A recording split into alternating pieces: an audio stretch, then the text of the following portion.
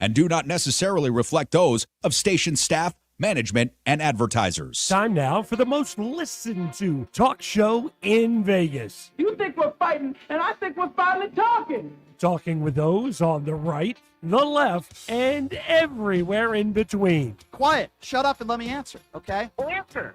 Pot him down, please, because this is another MAGA who doesn't understand how to have a conversation with somebody. It's Pushing the Limits with Brian Shapiro. I'm kind of a big deal. This show will make you laugh, make you cry, and it might raise Brian's blood pressure. You know what, dude? You know what, dude? People like you, all you do is make excuses for the orange turd, and I've had it. All the smash and grabs and everything. Yeah, tell me, what race is doing that, first of all? Okay, so you want to be a racist now. Okay. Race is doing it. Seen it on the news? I don't watch Klan TV like you do, sir. Buckle up, because it's Pushing the Limits with Brian Shapiro. You're different. I like you. Now, here's Brian.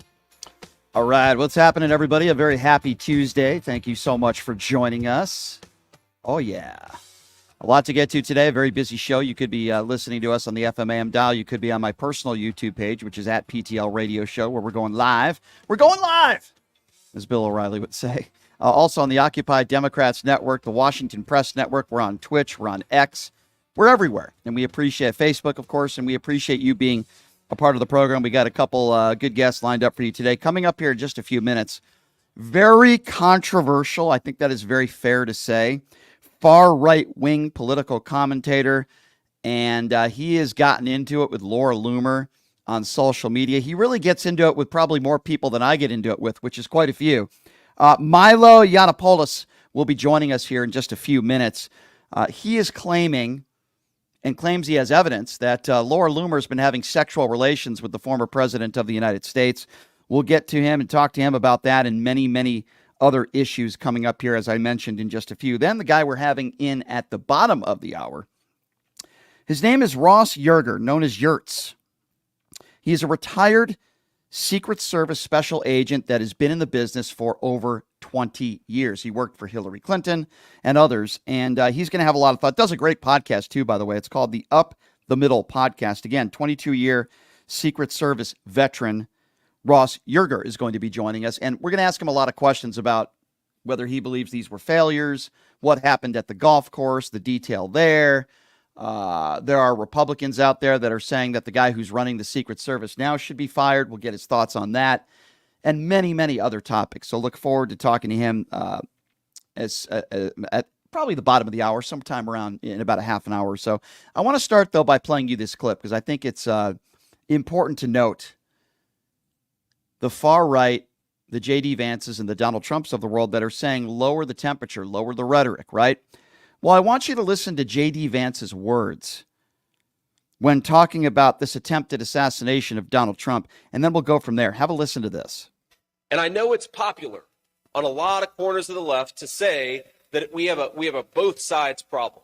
And I'm not going to say we're always perfect. I'm not going to say that conservatives always get things exactly right. But you know the big difference between conservatives and liberals is that no one has tried to kill Kamala Harris in the last couple of months, and two people now have tried to kill Donald Trump in the last couple of months. I'd say that's pretty strong evidence that the left needs to tone down the rhetoric and needs to cut this crap out. Somebody's going to get hurt by it, and it's going to destroy this country. Somebody is going to get hurt, and you think about what an incredible wound it would open up in the United States of America. All of us, and I promise I will do my part to tone down the rhetoric, but in particular, the people telling you that Donald Trump needs to be eliminated, you guys need to cut it out or you're going to get somebody hurt. Think about that for a moment. Think. Nobody's tried to kill Kamala Harris or Joe Biden. I want you to think about those statements here for a moment. Do you think that's lowering the temperature? Do you think that's not only divisive, but rhetoric that could relate to violence? It's almost like he's saying, hey, why aren't people doing that to Joe Biden and Kamala Harris?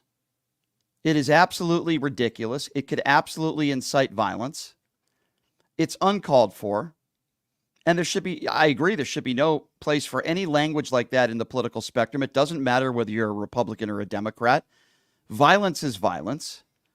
An attempted assassination attempt should never happen, but sadly, we're living in a country right now where there are crazy people that are very capable of doing crazy things.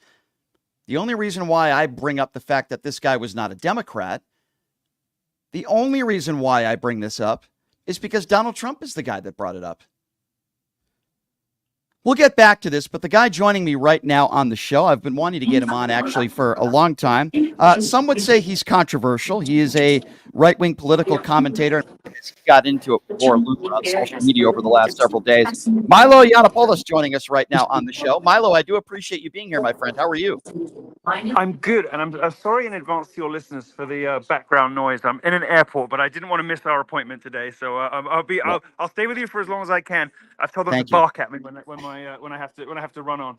Well, I appreciate that, Milo. I don't know if you can call it getting into. I think I dropped 2 thermonuclear bombs on her. I don't know if you can really call that a feud, but yes, this is somebody who isn't just dangerous to be around a president or any president because she's got horrible things to say about everybody. This is somebody who's dangerous to be around a president because she's unstable and because she's dishonest. Dishonest to the extraordinary and remarkable extent that she has even lied about her own ethnic and religious ancestry in order to be rude about Muslims. Now, I like being rude about Muslims as much as the next right-wing personality, but they also have, of course, some redeeming qualities. I like the misogyny. But Laura Loomer has invented a religious background for herself, and I managed to find the guy who was there when she did it in 2017, that is completely and entirely fictitious and even sunk to the depths in her attention seeking. So Milo, that wouldn't surprise me if she was lying about a religion. She lies about a lot of things, but I guess my question to you, the more juicy stuff is, you would claim that you had some sources that she was performing fellatio with the former president and sex acts. Can you dive deep into that? Where did you get that information from, and tell us about that? For sure. Well, as I was about to say, the depths of her attention seeking have reached kind of a new nadir, I guess, over the last couple of weeks. She's insinuated herself into the circle of the president and then claimed to multiple mutual friends of ours, one of whom will be going on the record, I think, tomorrow. I finally managed to persuade her to do it, to say, yes, I heard directly from Laura Loomer that she claimed she had performed a sex act on the president. Now, she said it was on his plane, which makes no sense to me because I've been on that plane and there's not really anywhere you could get away with that. And I think that's a clue that it's a lie. But the fact that she would make up that sort of lie about the president is a proof in and of itself that she should not be anywhere near him. And I'm pleased to say that the Trump campaign has now forbidden anyone who works for the campaign from even referring to her by name. She is to be referred to as the individual or an individual. And she is now banned from the plane and banned from being around Trump. But Milo, why would he even invite her to the 9/11 ceremonies? Why would he even associate? This is somebody who you support, right? You support Donald Trump. Why would he even invite somebody like that? He knows the horrible things she said about Muslims. He knows that she's made conspiracy theories about 9/11. What does that say about Trump's judgment? Why would he even invite her? Well, Trump does have a weak spot when it comes to sycophants. He does have a weak spot when it comes to family and to people who endlessly praise and suck up to him. He does. We have to be honest about that. He's a great man in many respects, but he's a flawed man, like all great men. His genius and his talents exist in equal quantities with his shortcomings in some ways. And he does have a blind spot when it comes to people who endlessly praise him. He just likes them. And I think in this particular case, Laura Loomer managed to briefly insinuate her way into the inner circle simply by being nice about Trump so relentlessly to the point of mania that he decided he thought she was a good thing. Now, the problem is that, if you're... The problem for me, to be really honest with you, is the people around Trump who signed off on the plane manifest to put Laura Loomer on Trump Force One on the 9/11 memorial of all occasions. Why would you put Laura? Why would you allow that to happen? I mean, look, Trump's power is, absolute as far as the campaign goes. But in reality, you hire people to help you who see around corners you can't, and to catch you when you're about to get into trouble as a candidate, right? Right. It means two things. Trump's not listening to anybody, not the good guys around him like Corey Lewandowski or the bad guys around him whose names we know. And also that he's got this blind spot that is going to enable very bad characters to be in very close Well, let me ask proximity you to this. him. Let me ask you this, though, Milo. Do you believe that Laura Loomer is lying, or do you actually believe that they are having some sort of intimate relationship behind closed doors? On balance, I think it's most likely that she's lying. On balance, I think it's most likely that this is not true. That doesn't change the fact that she should not be anywhere near him. In fact, it makes it even more urgent that to get her away. Fortunately, thanks to me, she is now away. And that's a good thing. If it did happen, I mean. So I know this goes out on FM radio, so I'm going to be very careful in how I phrase this for your listeners. Sure. But Donald Trump is known to have liaison with women outside of his marriage. Unfortunately, it's he's a mortal man and does have failings in that way. When he does so, he does not do so in a manner in which the mistress would be able to get pregnant, let's say, if I can phrase it that way. So in that regard, rumors about Laura, I think, are all basically nonsense. And you were once friends with her. I mean, when she ran for office, you were by her side. You guys were, would you say, close at one point? What changed that relationship? Seeing her up close. We were friendly. We weren't friends until I worked on her 2020 congressional campaign when I was communications director, and seeing that she was not, in fact, Jewish at all. And I I had to write all of her Jewish statements for her because she didn't know anything. She didn't know what Yom Kippur was. She didn't know any of this stuff. She drew a pentagram on a folder when she was about to speak to the Palm Beach County Democrats. Palm Beach County Republican coalition, because she didn't know the difference between a pentagram and a Star of David. This sort of jaw-dropping ignorance that you can't even imagine, even from somebody who's not Jewish. I mean, I don't know how I would go and find someone who doesn't know the difference between the two. Like if I was on a reality show and I had like 5 minutes to find someone who didn't know the difference between a pentagram and a Star of David, I think I'd lose. I don't know how you would find that person. That's ignorant. I agree. Just jaw-dropping ignorance about an ethnicity and a religion she claims to have. It's not just stupid, but it's stupid about So I get that. She lies badly. Oh, no, I get that, Milo. So listen, I know you have to catch a flight, so we might be diving deep, and when you need to go, please go. But I have to ask you. Sorry about that. I'll stay as long as I can. No. Listen, when you have to go, please, catch the flight. But I always wanted to ask you this because, listen, you're an opinionated guy, somewhat controversial. As an openly gay man, I always ask people this question. You're in a party, the Republican Party, that is anti-gay. I know you've been asked this question before. They're anti-gay marriage. They're anti-LGBT community. So why, even if you like policies on the right, why be associated with a party that says you're a sinner? I've always wanted to ask you that. Well, the right about that, and actually 3.5 years ago, I decided to be celibate and have been ever since. I am wrestling with disordered urges that I have always said I wish I didn't have. And the Republican Party's hostility to homosexuals is correct and right. They should maintain it. But hold on a second. Hold on a second.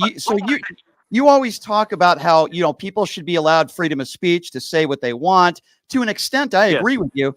But why not pertain the same theory to just people in general? Let them be gay if they want to be gay. Let them be straight if they want to be straight. Go ahead. Freedom of speech doesn't mean freedom from consequences. Freedom of speech means you should give people the free will to do what they're going to do, and then they have to live and stand by those consequences. Freedom of action is something quite different. We don't give people freedom of action. I've never advocated for that. And there's no such thing as a private life that doesn't affect others. Just look at, Drag Queen Story Hour. Just look at how these gay teachers. There's no such thing as a private life that doesn't affect others. Because what happens when gay people are given? Just let me finish. Sure, what happens when gay people are given full and free license to set up lives as they want, to create these sort of simulacra of normal domestic relationships? They stop buying babies like Dave Rubin did. They start buying infants, committing people trafficking to prop up this fantasy of heterosexual life. And you see this all over now. The increased freedom for gays has resulted in baby trafficking. Dave Rubin has done this horrible test tube surrogate thing with two kids. There's a guy, Ben Cohen, who runs Pink News in the UK, has bought 2 children with his boyfriend that he calls his husband. That's where that kind of freedom leads. And seeing that happen made me so horrified. It made me re-examine. Seeing that kind of thing happen made me re-examine my own life choices. Milo, And aren't there I've plenty? given up the gay lifestyle, and I haven't been doing that for 3.5 years. I understand, and that's your right. But Milo, it's also true that there are plenty of women out there that adopt children. There are plenty of women out there that aren't capable of having a baby. I don't understand what the difference is. Why? How does that affect you? We're not talking about adopting a child because you are infertile or because for some reason you and your husband are not able to conceive. We're not talking about fostering children because you maybe are too old to have children and you want to give a child a loving home. We're talking about homosexuals purchasing infants as accessories to prop up this fantasy fiction they've got of a normal domestic life, and that's where gay rights has led us. And it's a moral abomination. It's horrifying, and I can't support it, and I don't want anything to do with it. Well, that's your right. If you don't want to be gay anymore, you don't have to be gay, right? I just think that's the beauty of living in the United States of America. Let people live their lives. You have that. No. I should say, I let people live their lives if they're murderers, or let people live. There's no such. There's no such thing as a private. There's no such thing as there's no such thing as a private lifestyle choice that doesn't affect other people. That is a ludicrous libertarian fiction. I understand, but you're comparing murders to somebody who's a homosexual. I think that's a very bad analogy. What is it? You go out and you have gay sex with somebody in a nightclub, and you are participating in the eternal damnation of their soul and your own at the same time. That's your opinion. That's your opinion. I respectfully disagree with you, but you're a Donald Trump supporter. Would you say the same thing about him being a liable sexual abuser, or do you think it's worse just to be gay? What do you think it's worse? Trump has never been convicted of anything like that. I think liable sexual abuser.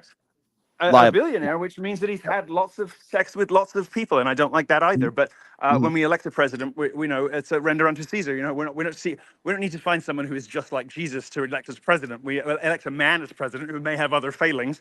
I think on balance, in every election he stood in, Trump has been the least bad option by a considerable margin. Well, help me on this. Your definition of a man is somebody that has over 30 women that have accused him of sexual assault or rape, a 34-count felon, a guy that attacks women based on looks, attacks POWs. Is that your definition of what a man is? Because that's not my definition. Well, I'm sorry. He didn't just attack prisoners of war. He attacked specifically John McCain, who is one of the most egregious and disgusting and revolting politicians in the history of the American country. We can disagree on him as a terrible person, and a quip about John McCain's military service is irrelevant.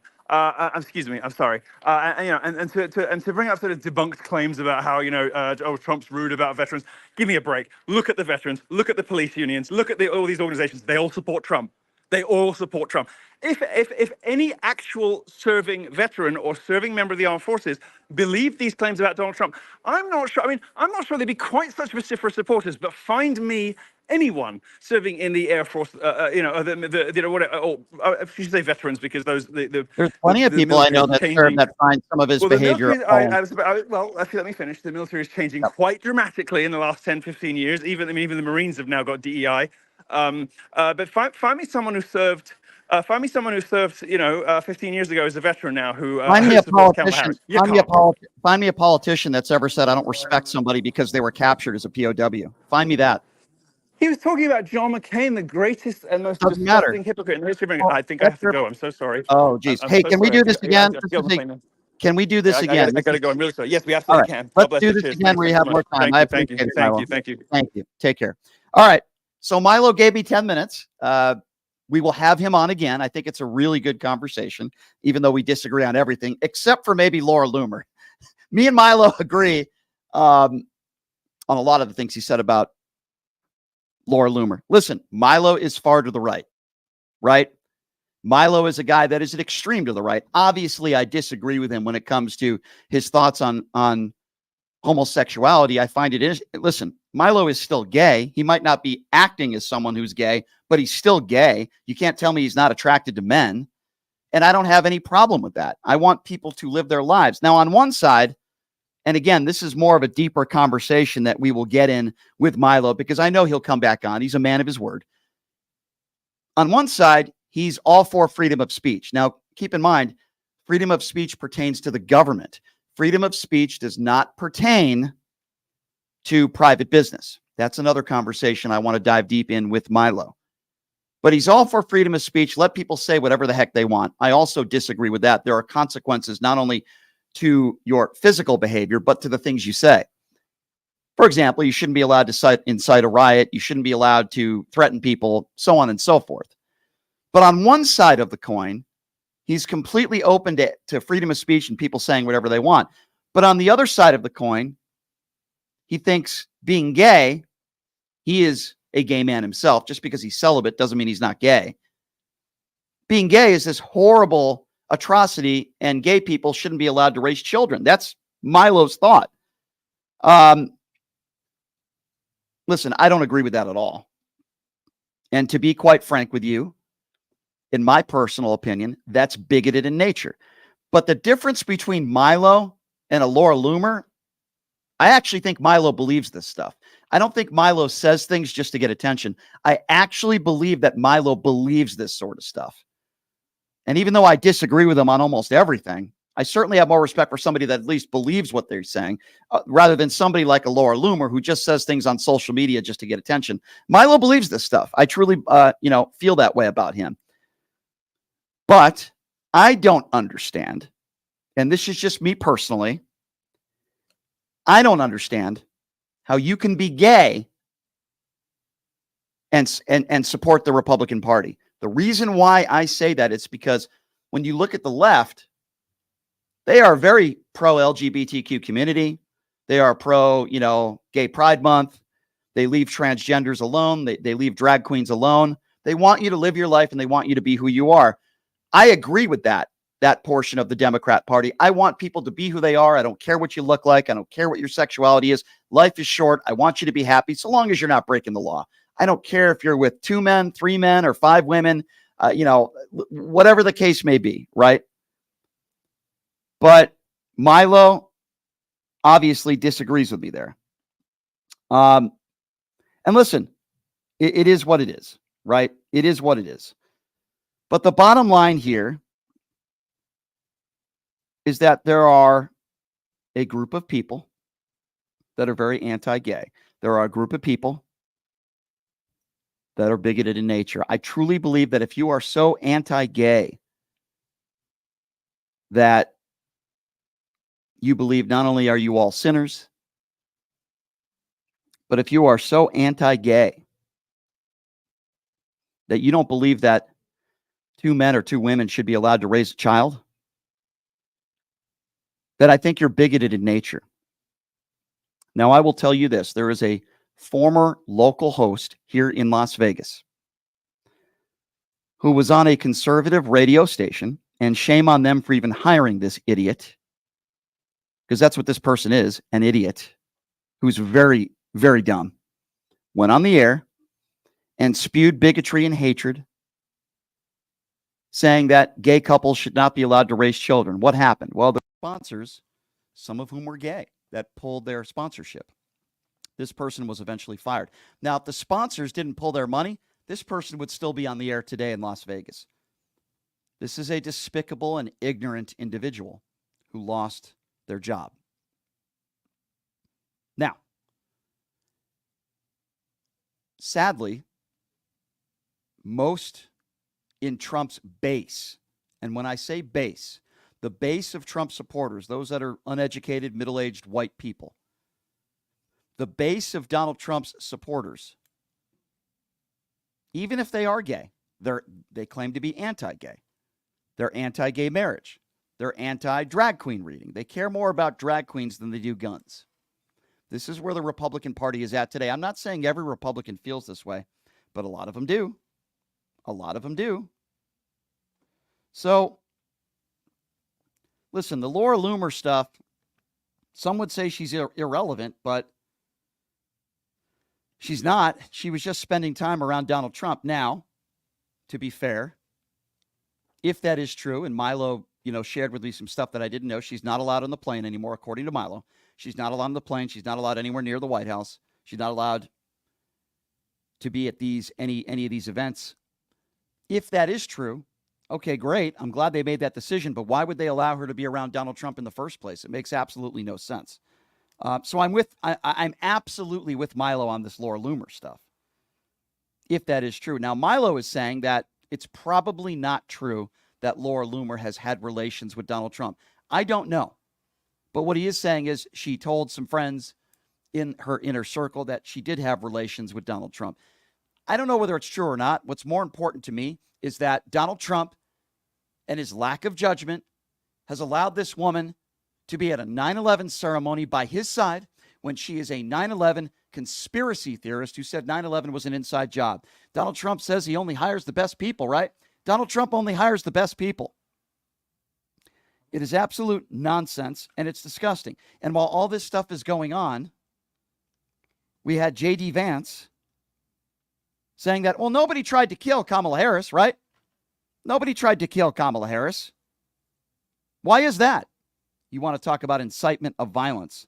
I want you to listen to this clip because I think this is just as important. This is clip 4, and it's Tim Scott, who I think is a complete imbecile, by the way, saying to tone down the rhetoric, and then he's blaming Democrats for the assassination attempt. Have a listen to this. But their rhetoric, it's not just over the top. It is potentially deadly. We need to see it toned down, starting on the left. I've already heard it from our side. Every one of us wants to focus on the issues, but every single time we see another attempt against President Trump, you got to ask yourself, is there a plot? 2 assassination attempts in 6 weeks? I mean, it's absolutely ridiculous. So on one side, you have the moron, Tim Scott, who is openly saying, hey, we need to all tone down the rhetoric. And yet, he's blaming Democrats for this attempted assassination of Donald Trump. And yet, there are people in this town, and I'll be honest with you, I don't listen to these people. I have some of my listeners that claim that there are other hosts, not just nationally, because I've been talked about on InfoWars. Dan Bongino was calling me a libtard on his show last month. But I don't listen to these shows. I have listeners of mine that tell me, hey, this is what this person said, and I believe them. There's a local host in this town who has about 6 listeners, by the way, who buys his Twitter followers and is a fraud. And this person went on the air yesterday and said, there's a liberal talk show host in this town who's saying that the shooter was a Republican. I never said that. These people, all they do is lie. The reason why I'm even bringing up his possible political affiliation is because of Donald Trump and the right. Donald Trump went to Truth Social and he said he blamed the Democrats. He's blaming one side of the aisle for this assassination attempt. That's why I'm bringing it up. And I just give you the facts. There's no evidence that this guy was a Democrat. In fact, he used to be a Donald Trump supporter. And recently, on social media postings, he was a Nikki Haley, Vivek Ramaswamy supporter. That's not a liberal and that's not a Democrat. Now, obviously, he was deranged.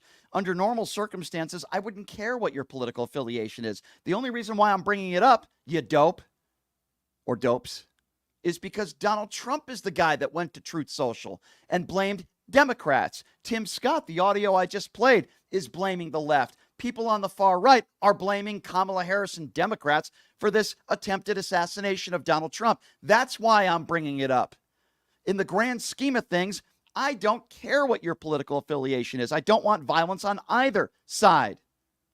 But I'm not going to let people lie and call this person a liberal because it's not true. Just like they were calling that 20-year-old a few months ago a liberal in the first assassination attempt. That wasn't true either.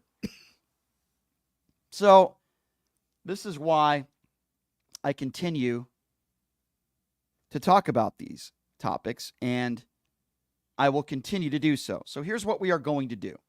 We'll have more audio to play you a little bit later. My thanks to Milo, who just texted me, and he said he'll come on again when he has more time. He had to catch a flight. Stand-up guy for doing so. I appreciate him, even though I disagree with Milo, except when it comes to Laura Loomer. I think we agree on that.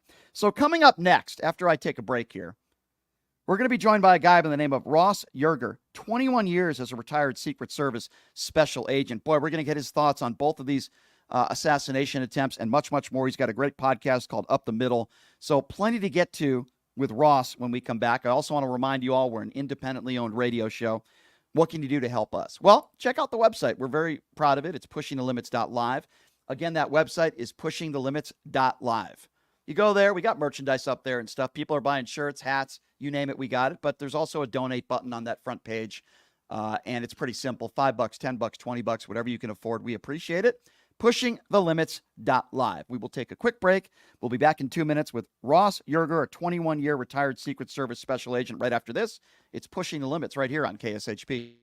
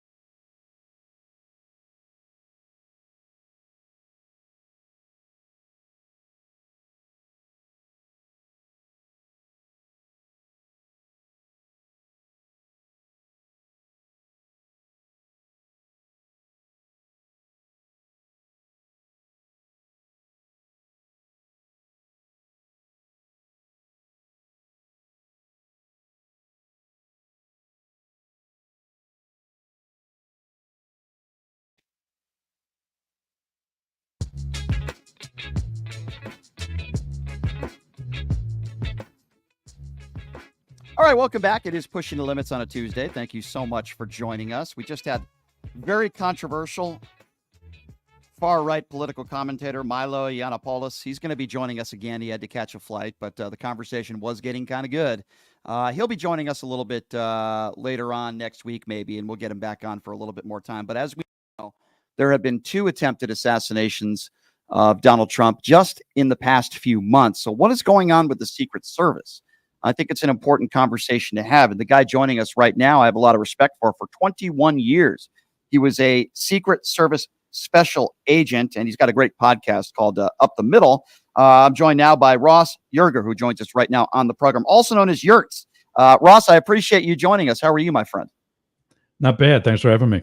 Yeah, appreciate you being here. All right, let's start from square one. Your career, let's start there. Do I have that correct? You were 21-year Secret Service special agent, right? You started doing this a long time ago. 2000, July of 2000. Started in Philadelphia, did 3 years there, 4 years in San Francisco, the next 11 and a half in D.C., the first 3 with Hillary and Bill Clinton, and the next whatever's remaining in the Washington field office before wrapping up in Los Angeles. And then I was peace out, time to go. Gotcha. Well, you've been doing this for a while, so you're the perfect person to talk about these issues. Let's start with this attempted assassination the other day. Then we'll get to what took place a few months ago. What do you make of this? Donald Trump playing on the golf course. This person is spotted 300 to 500 yards away, never shoots at the president, and we're also a former president, and I also understand he never had a direct line of sight to the former president. What do you make of this story? Well, he's there for... I'm not a conspiracy theory guy. That being said, I do not believe for a second that Lee Harvey Oswald had anything to do with killing JFK. Right. So I guess maybe I am a conspiracy theory guy. No, I don't think you're I would disagree. I don't think you are, and here's why. There's a lot of evidence pointing to the fact that Lee Harvey Oswald was not the lone shooter, if the shooter at all. So I don't think you're a conspiracy theorist at all. I think Marjorie Taylor Greene is a conspiracy theorist, and I think Alex Jones is a conspiracy theorist. You, sir, are not, in my opinion. So are you alluding to the fact that you believe that somebody tipped him off? Tell me what you think happened. And we don't know for sure, but tell me what you think. Ultimately, and I know the special agent in charge of Miami very well. We were in D.C. together for quite a while. Ultimately, I've got a lot of questions. And it starts actually, I know you're touching on that later, but it starts actually back in Butler, Pennsylvania. Mm-hmm. If I'm protecting you and you are standing on an X that you just got shot at, I'm not going to let you stand back up on that same spot. Right. And they know better. Right. So if now, somebody said, go ahead. Sorry to interrupt. Go ahead. It's a small detail. And it's not the president's detail where there's literally 300 people on that assignment, not working all the same day, of course, but there's that many people there. On a smaller detail, like the one I did with Bill and Hillary, you know everybody, and everybody knows everybody. And not only are we part of the security detail, but we're also part of the family. And so we kind of bend the rules a little bit, and we're as much staff as we are security. Mm-hmm. And so when Donald Trump says, I want to stand up, they're probably not going to tell him in that moment, no. Right. They absolutely should have. Mm-hmm. And I was even talking to some colleagues how if I was one of the agents to his rear, I would have just rolled down and taken at his knees. Right. And let the boss get pissed at me. Yeah. And then I'll just tell the boss, you tell me why you're going to let somebody who's 6'4" stand up in the spot they were just shot at. Right. And those cute decorations that go from the right and to the left of the podium that have flags draped over them, they're steel. Yeah. Why would you not be behind that? Hmm. And so now fast forward to the golf course. If you hear any dogs chirping in the background, that's my big dog and the puppy. Well, keep them away from the Haitian immigrants, according to right-wing MAGA Republicans. Sorry, that's another can of worms. Go ahead.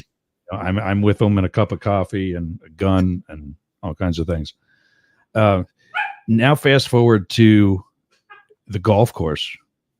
He's there for 12 plus hours in a pink shirt. Mm-hmm. I know how to hide. I've done surveillance for 21 years. I've been aside of a guy I later arrested 3 times within arm's length of him during the course of the day. He never knew it was me. Changing clothes, changing appearance, having a hat on, having your hair in a ponytail, having it down. Very simple changes that can happen quickly that'll hide me.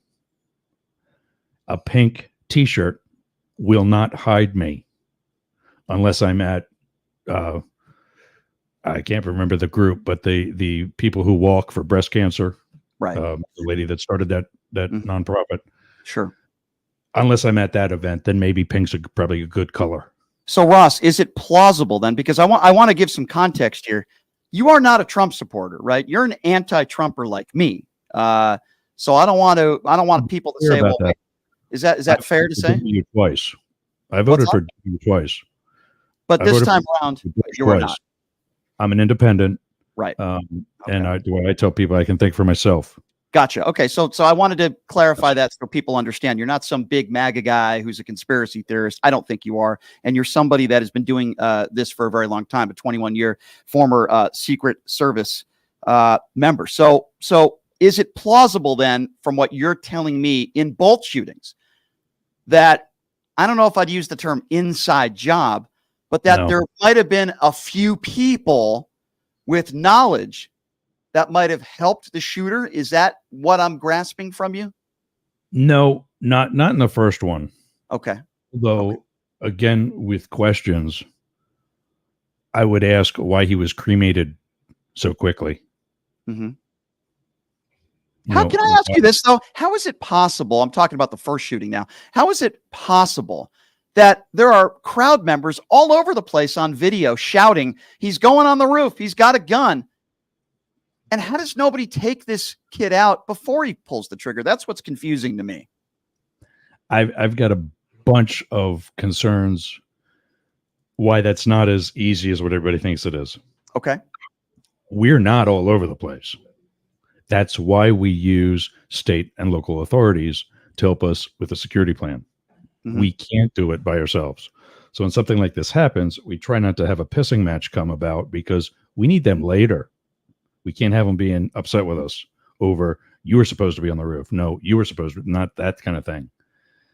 So when they say that's a big enough, that's a fairgrounds. That's a big outdoor facility. And so when they say, hey, he's on the roof, we're at the other end of campus. We're not near, it was outside of the secure perimeter. Not far enough outside of the secure perimeter, but he can have a gun out there. I'm going to shut this door quick. Okay. No problem. No problem. If you're just joining us, by the way, he is Ross Yerger. He's a retired Secret Service special agent over 21 years. Also worked in Hillary Clinton's detail when she was running for office. Go ahead, Ross. So yeah, back from commercial. Sorry about that. That's okay. So we were not close enough to that vicinity to respond as quickly as what we probably will be in the future. Yeah. The irony of that building, it was assigned to either sheriff's department, correct, or police, whoever it was, local enforcement. Yep. Who were supposed to be on the roof. Mm-hmm. And that is why I believe we, the Secret Service, my colleagues at the Uniform Division counter snipers, did not shoot as soon as what they could have or what they're being asked to by society. I think that's a fair explanation. What you're saying, I think, is fair. But what I'm hearing from you from the shooting the other day, how the hell does this guy know that Donald Trump happens to be on the golf course, yet alone that golf course? He had to have been tipped by somebody. Am I wrong in making that assumption? No. Yes and no. I mean, it certainly looks that way. And keep in mind, the last presidential candidate that was actually shot was, now, of course, I'm going to brain fart. I think it was McGovern in Laurel, Maryland. Right. 70s. Yeah. 40 plus years ago. George McGovern I was assigned to him for a while. Thank God I'm starting to forget that stuff. But George McGovern, and he was shot because the guy couldn't get to Nixon. Right. Because there was too much security around Nixon. Right. So now all of a sudden Trump's shot at, or an attempt of sorts made twice in a summer. Mm-hmm. That stinks too, by the way. Yeah, I mean, here's what I don't like, Ross, and you can tell me whether you agree or not. What I don't like is when Donald Trump and others, the first thing they do is they want to blame the left. They want to blame Kamala Harris. They want to call things an inside job. You've got J.D. Vance. I played audio, and he's basically saying, well, why is it only the other side that's trying to, I'm paraphrasing here, kill Donald Trump? Nobody's tried to kill Kamala Harris or Joe Biden. I find that to be very dangerous rhetoric, and I guess that's another can of worms of a separate conversation to an extent, but I do believe a lot of the dangerous rhetoric put forth at times by both sides, but I certainly think there's a lot more coming from the right. But yet immediately after this happens, they look at Donald Trump as a martyr. They wear those weird ear bandages at the Republican National Convention. I mean, I just think it's weird. The whole thing is strange. For an ear, by the way, that is praise Jesus miraculously healed. Right. Do you find that weird, by the way? Because you know a lot about guns. Yeah. I wanted to ask you about this. And again, I'm not a conspiracy theorist either, but you know a lot about guns and wounds and that you've been trained heavily. When you look at what happened to Donald Trump in that first shooting where he was struck in the ear, and then the next day he's seen without a bandage on and no wounds on the golf course. What goes through your mind when you see that stuff? And do you believe he was struck by a bullet? I don't believe he was struck by a bullet. I believe it was some sort of shrapnel. I do believe he was hit because there was clear blood. Now, if you want to jump into conspiracy theories, what husband and wife pairing are two very good friends of his? Vince and Linda McMahon. He hears this shout out. He goes down and grabs his ear with the cuff of his shirt. That's what the WWE calls blading. Because you've got a razor blade hidden in your shirt and you scrape your ear with it and you bleed like a stuck pig. I haven't heard that before. That's why in the WWE back in the day, that you see a bunch of the guys with scars on their forehead because in their wristband is a blade and they would rub their forehead right before you hit me. Right. And now all of a sudden there's blood all over the place. So you're saying that, and even though that could be a conspiracy theory, but plausible, you're saying that is there any percentage in your mind saying that could have actually happened? That this was staged in some way? You're somebody who's worked in the Secret Service for over 20 years. Are you willing to say on the record that there is a possibility that could have been a staged incident? No, because there was a firefighter who died. Right. And if that is collateral damage for your staged incident, that just all that does is it goes and supports the theory that's already going on that Donald Trump isn't fit to serve. If you would be okay with something like that. Right. Okay. So, I hear what you're saying there. Yeah. Butler was an actual attack. Now that we've got two, I'm not saying the second one was not going to be an actual attack. But I'm saying when we've got two in one summer and we haven't had that many in 40 years. Right. It looks bad. When you say it looks bad, are you saying it looks bad for the Secret Service? Are you saying it looks bad for Donald Trump? Be specific. Like when you say obviously it's a bad look for any president, right? We don't want violence. We don't want political violence. I get that. But like when you say it looks bad, who are you referring to? The Trump campaign, when they get up and say that it's Joe Biden's fault, it's Kamala Harris's fault. First of all, any other politician in our history makes any set of the statements made by Donald Trump and now J.D. Vance, they're done. Remember Gary Hart? Yes. He was ousted just for having a woman sit on his lap. Right. He didn't pay her off to not take a picture. Mm-hmm. They smiled for the picture. Mm-hmm. Now all of a sudden we got this knucklehead saying he could shoot somebody in the middle of Park Avenue and he wouldn't lose any votes. Let me ask you this. If not for Donald Trump's rhetoric, notice how I'm not, the only reason why I'm bringing this up is because the Republicans, as you rightfully so mentioned, J.D. Vance and Trump and the MAGA Republicans, they're blaming Democrats and Joe Biden for this, which I think is absurd, by the way. But let me ask you this. If not for Donald Trump's rhetoric constantly going after basically everybody that disagrees with him, going after religions. You're not Jewish. You hate your religion if you don't support me. Going after Christians. Charlie Kirk saying you're not a true Christian if you don't support Donald Trump. Really going after everybody if you're not a Trump cultist. Do you believe that both of these shootings would have happened? The incidents would have happened to begin with if not for this rhetoric coming from the right? Well, I'll tell you, it's kind of odd still being in outdoor venues, saying that our country doesn't have a gun problem from behind ballistic glass. So I think they could work on their messaging a little bit. I'm convinced from a while ago, Donald Trump never wanted to be president in the first place. Oh, I agree. 100%. I agree with you. Yeah, no, I agree. 100%. He didn't think he was going to win. I think Ross, he did this for his brand. And then all of a sudden when he won, did you see how shocked he looked for the next 48 hours? He was quiet, subdued. I agree with you 100%. I think he did this because he was angry at Barack Obama, who embarrassed him at that dinner. He thought it'd be good for his brand. He never thought he could actually win. And then when he won, I think he was in shock. That's what I think.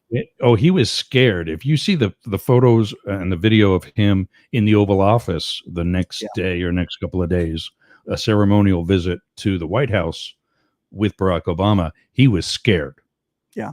Period. I don't care how tough he thinks he is, what art of whatever deal he can make. He was scared.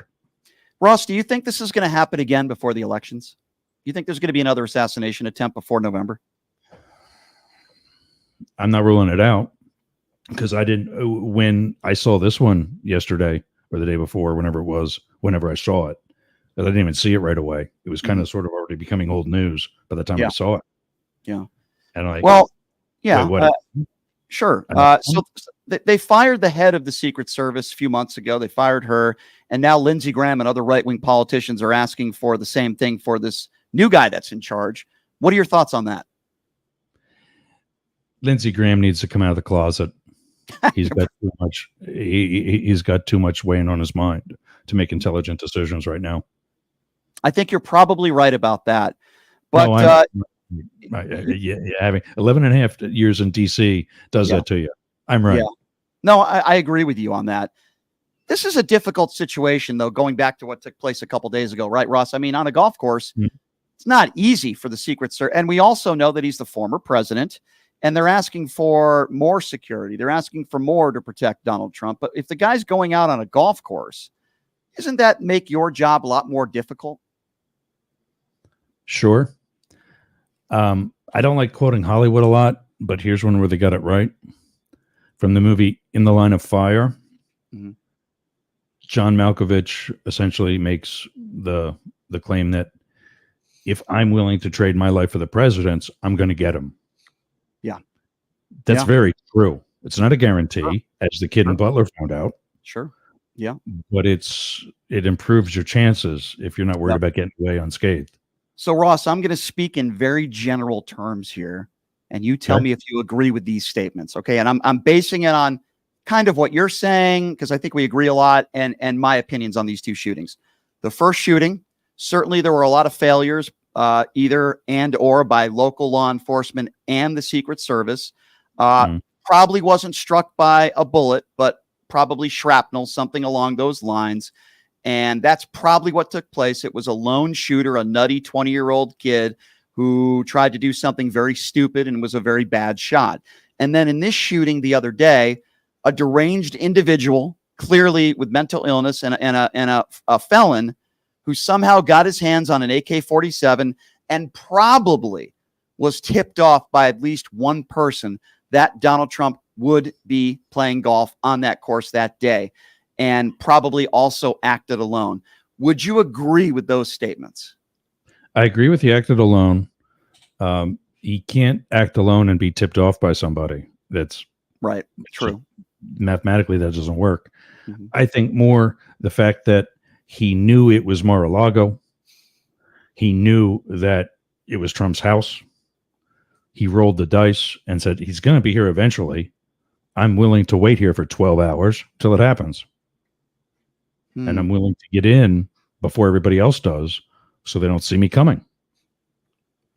And that's the tragedy of his story, was that he waited so long, just like the people who wait in line to get into the rallies, and then they never get in. And that's just a good thing, to be clear, that he didn't get the shot off. But his luck is that he got that damn pink shirt.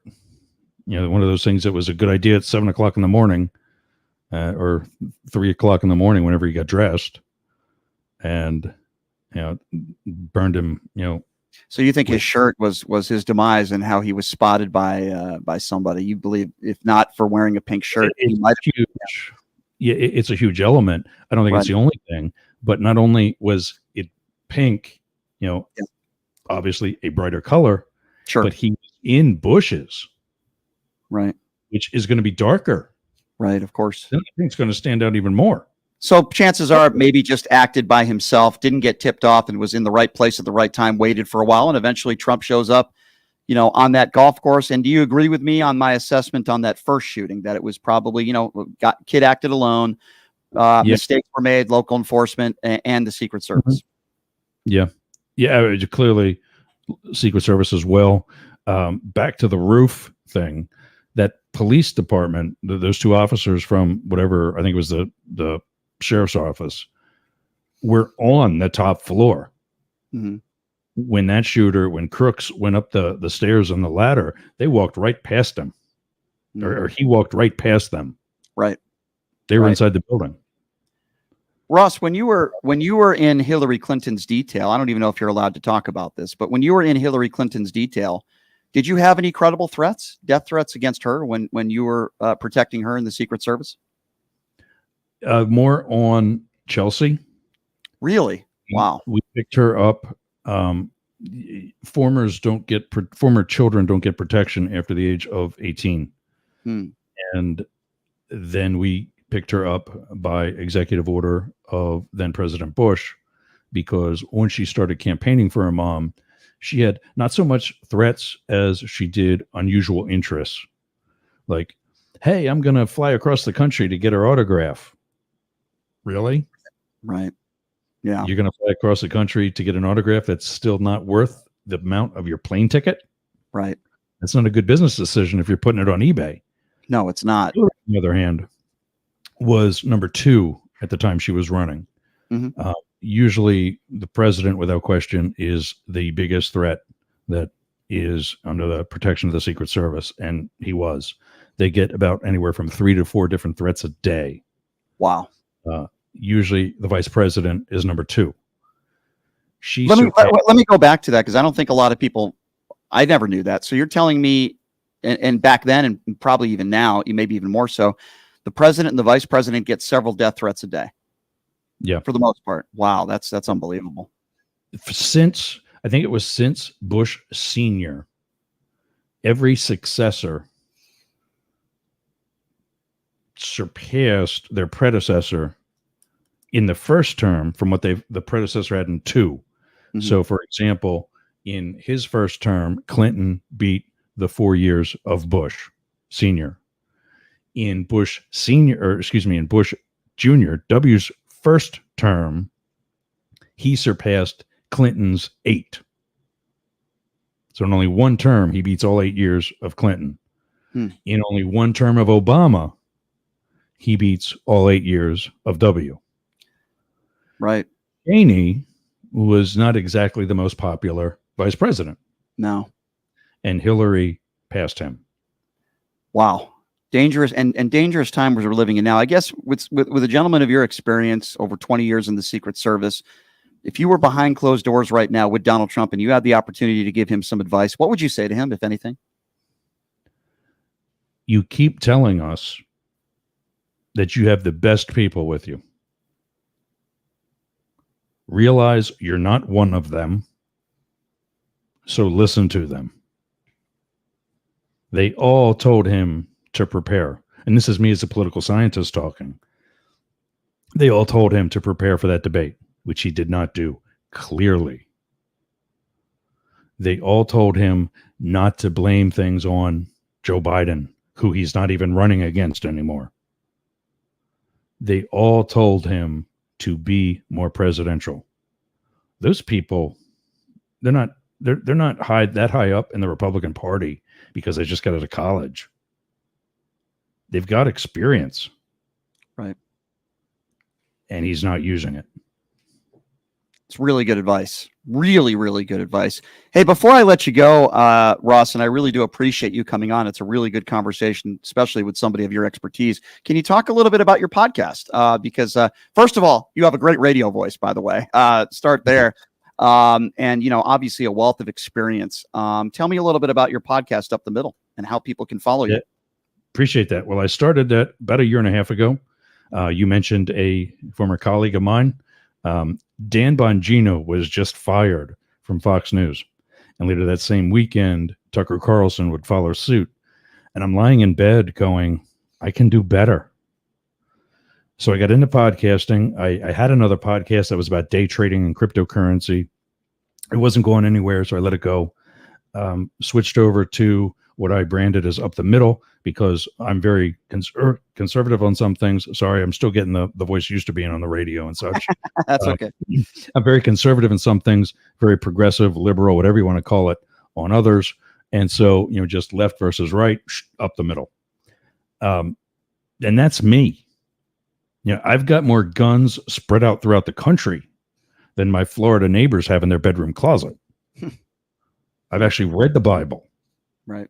And then there's, clearly, check out the watch band, right. There's clearly things on the left that I support and believe in. And I believe that most Americans are that same way. Yeah. So we started that in May of 2023. By the end of the summer, we were on internet radio. I started my own station doing very much the same thing you're doing. We take podcasts, repurpose them for 24-hour play-by-play. Mm-hmm. And then we would also encourage that podcaster to learn how to do a live show on that station. By the end of last year, one of the podcasters introduced me to terrestrial radio. Now we're on, as of the end of this week, we'll be on 6 AM/FM stations, 12 internet stations, and wow. I think I got like 16 social media platforms that we stream to. Well, congratulations. Maybe we can get you in Vegas too. We'll work on that for you. The thing is, I still don't have the listenership you do. So well done. Well, I appreciate that. And I've got to tell you this. I also appreciate you reaching out to me because this would not have happened if you didn't do that. And you're welcome back anytime. And I really do appreciate you. Sure. Absolutely. I appreciate your expertise. Thank you for your service as an agent. And I will also say that we probably agree on a lot of different things, criticism on both sides, but you're a smart guy. And I really ask you that. What's up? Do you label yourself? Because obviously I'm a week into knowing who you are. No, that's okay. Are you a progressive? Are you a liberal? So it's interesting. Just also doesn't like Trump. It's so nice to be asked a question like that, and somebody that's a MAGA supporter just labeled me a liberal. So let me just start there. I get the thing. Yeah. So I wasn't very. And I aren't friends either. Right. Yeah. I wasn't really into politics in my 20s. I didn't vote for Hillary Clinton or Donald Trump in 2016. I didn't vote for Barack Obama because I also think Mitt Romney's a decent man. I think he would have been a decent president. I think John McCain's was a decent man. Wasn't a big Sarah Palin person, but the reason why I didn't vote then either is I would have been okay with Obama or McCain because I want decent human beings. That's how I vote. I want somebody decent. I made a mistake in 2016. Always been a registered independent. I didn't vote for Hillary or Trump. I had no idea Trump was going to be the monster that he became.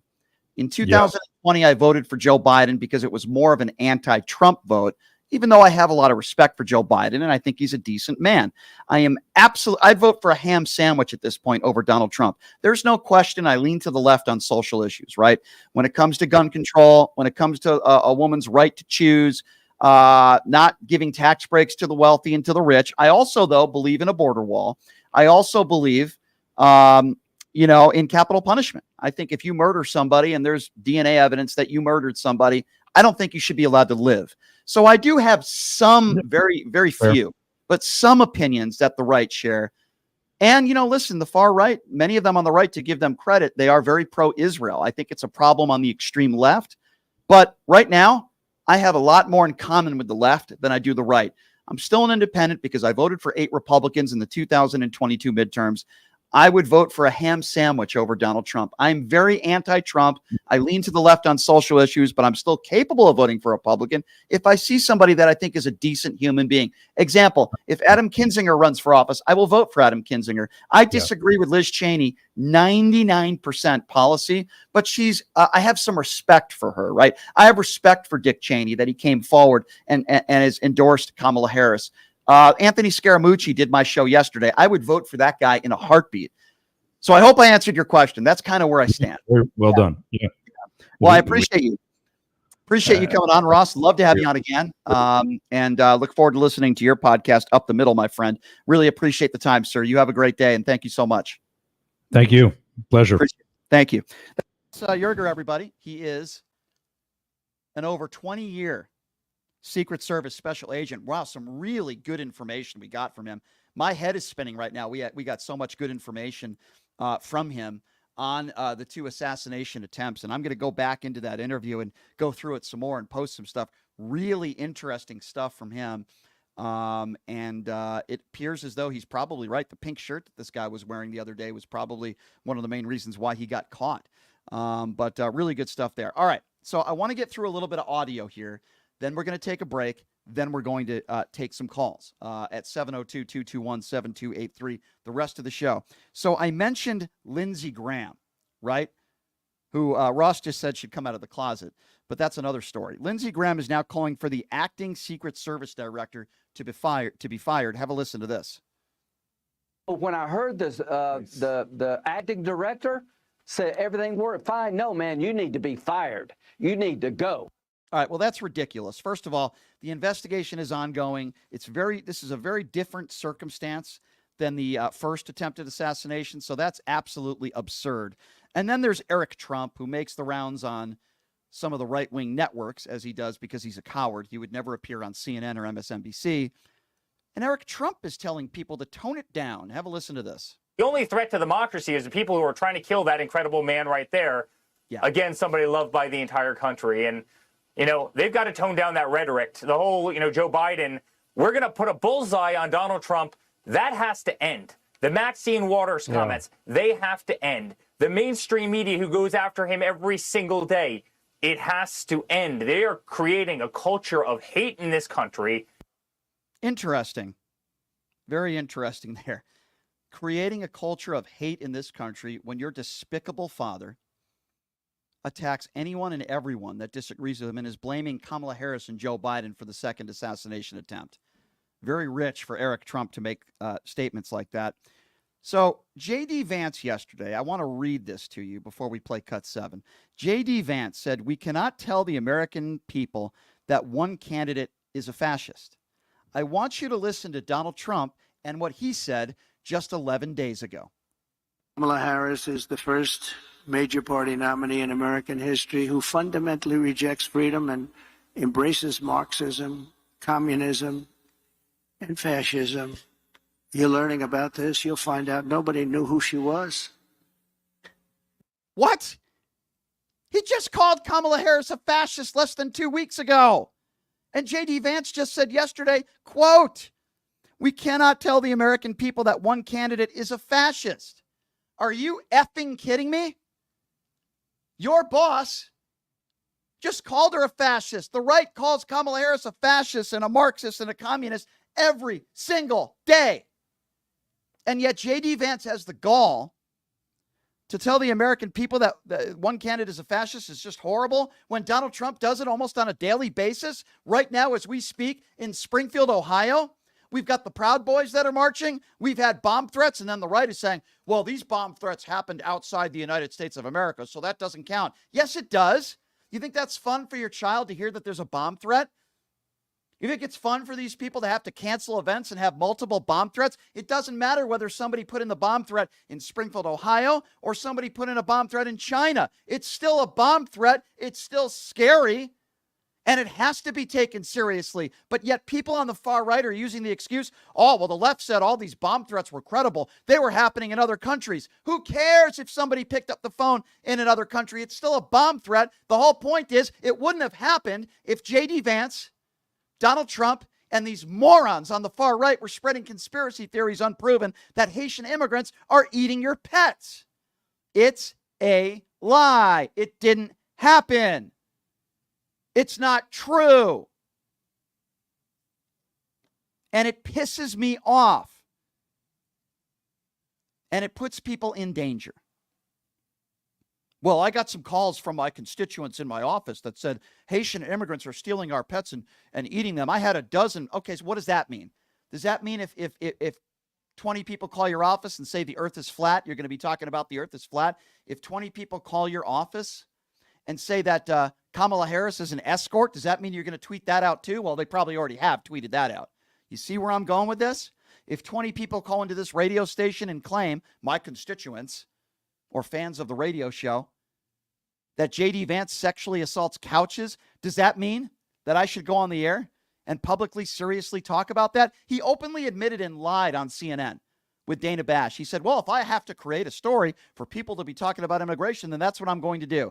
Hence, I'll lie about something so long as the conversation starts about something where I want it to start at. It is absurd. It is ridiculous. J.D. Vance has absolutely no credibility. He's a liar. Obviously, we know who Donald Trump is. I can't believe he even repeated this stuff on a debate stage last week. But yeah, we're led to believe, oh, it's the left that's violent, right? It's not the right, it's the left. Really? Was the left responsible for January 6th? I hear the Black Lives Matter protest all the time. It's a right-wing talking point.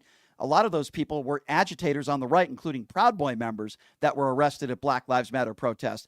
And is it like you went in there and you polled every single person at a Black Lives Matter protest that broke the law?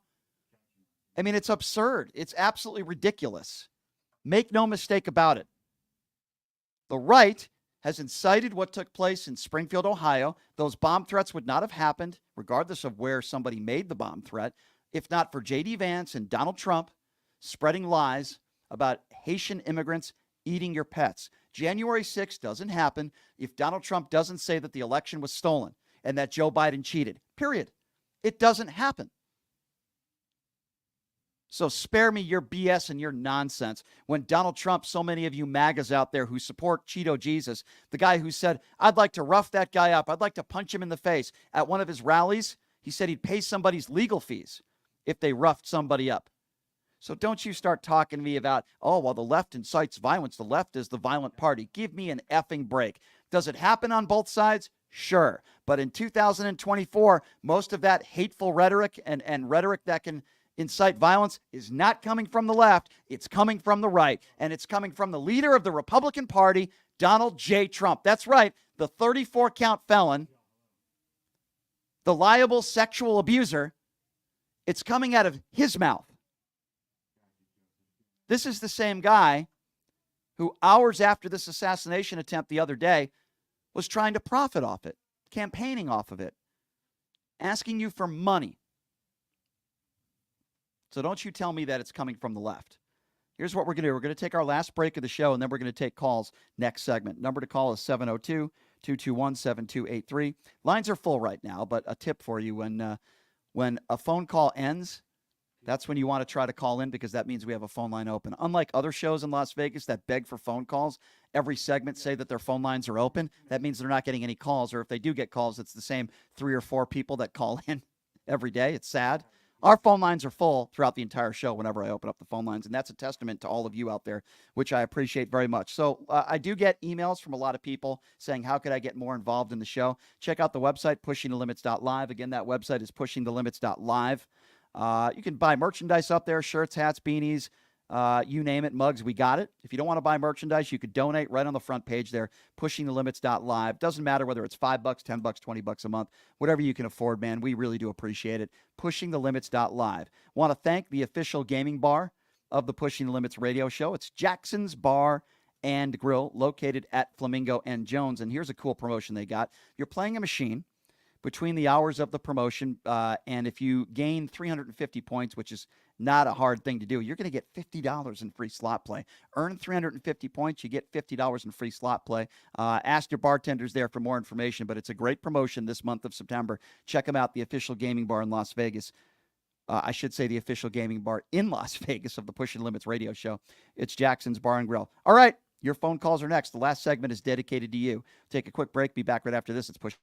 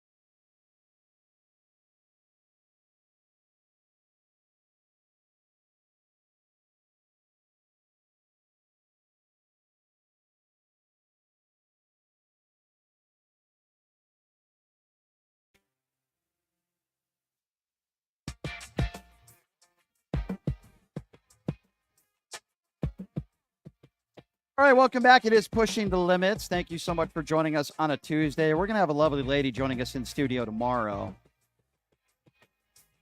This lovely lady, she's a supermodel. She's been in Playboy. She's been in Maxim and pretty much every cover you can imagine. She used to be a former huge Donald Trump supporter. She's switched.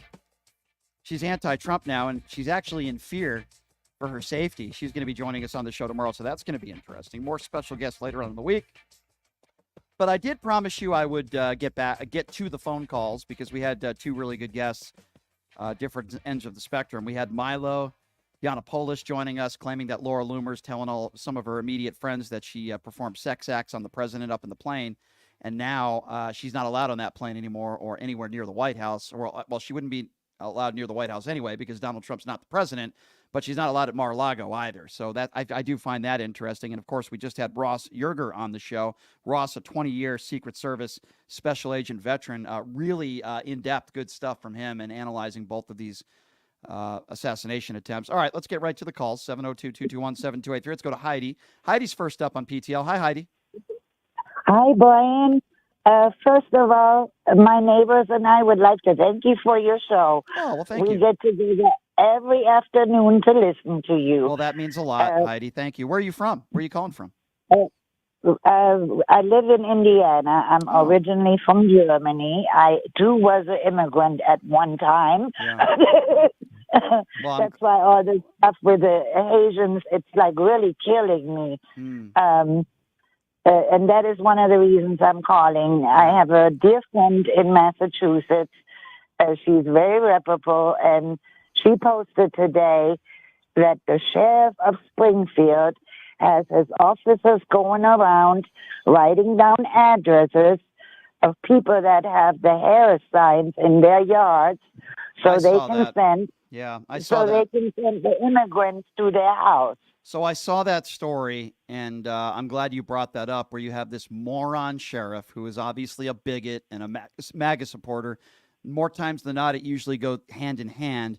And he's basically threatening people that have Harris signs in their front yard. First of all, how is it possible that that guy was not fired already when you make a statement like that? I mean, it's like a dictatorship mentality. How is this sheriff not fired when you're supposed to be representing the city and the town that you are in? He's probably getting paid boatloads of money. I would imagine a massive six-figure salary. And yet he thinks it's okay to threaten people because they're Harris supporters. I mean, how has he not been fired yet? I mean, I don't understand that. Exactly.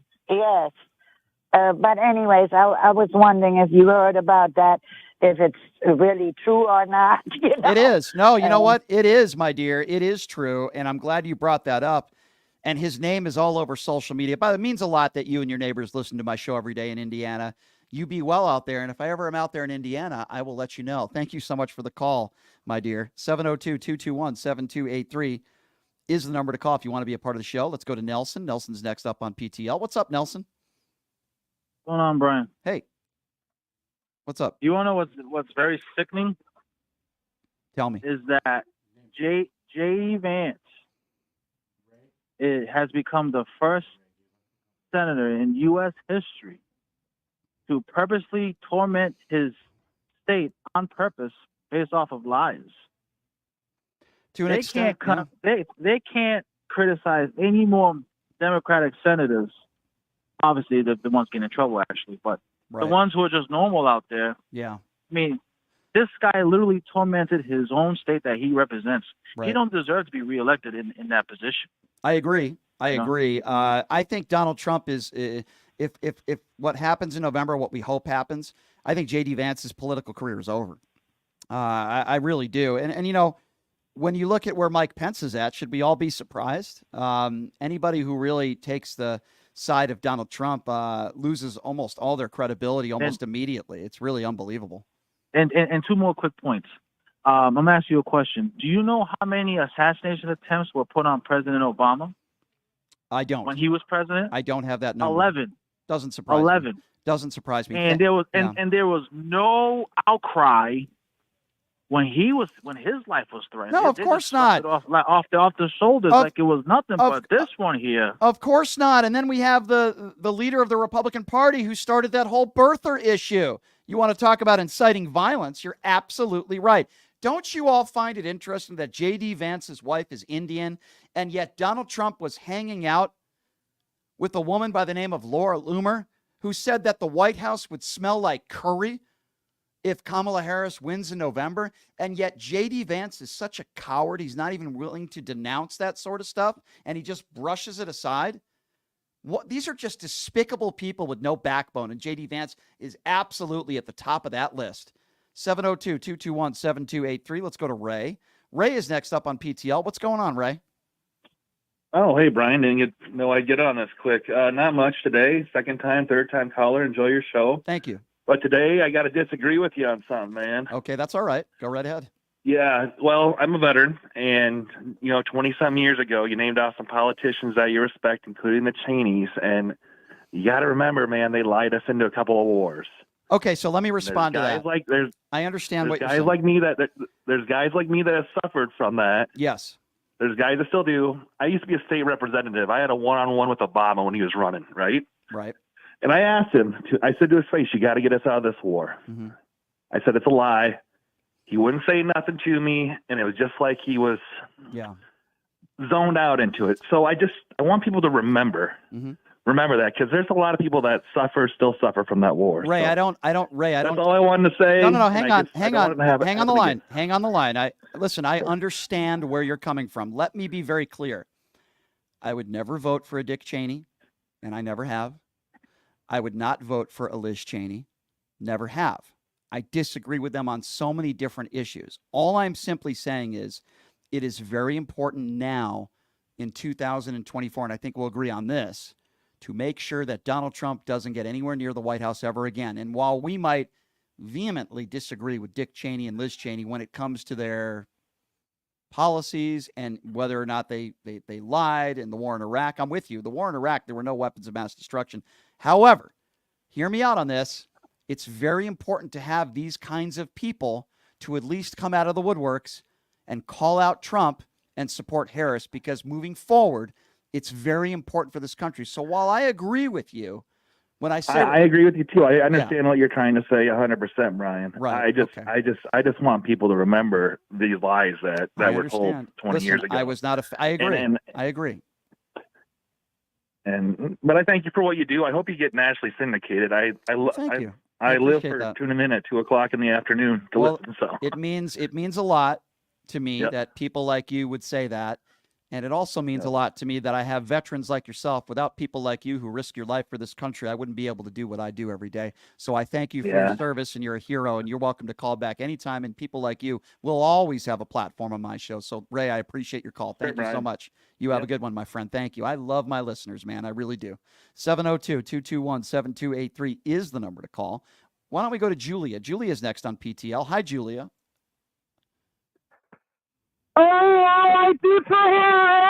I can't understand.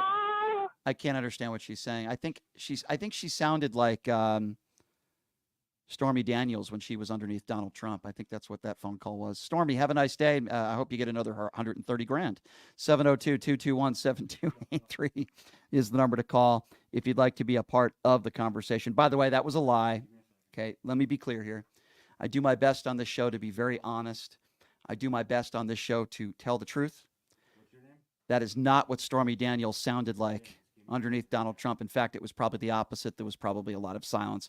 I apologize for misrepresenting what probably took place there. 702-221-7283 is the number to call. Let's go to James. James is next on PTL. What's up, James? Yes. Much of what I hear from you, I respond on a Facebook page I call From My Gray Matter. And being frustrated with all of the discussions about the Donald Trump shootings, I wrote what I wish could be a response that we would give to them. And it simply says, just as we continue to condemn Trump's insurrection of violence at the U.S. Capitol, we condemn any acts of violence against Trump. Mm-hmm. Trump will likely continue to promote division, hatred, lies, and even violence.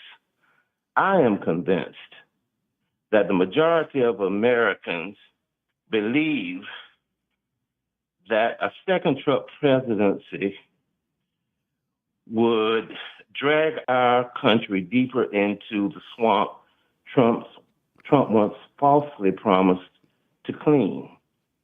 If our democracy is to be saved and our nation healed, Trump must not fall at one designated spot. So I agree, James. The monument of his.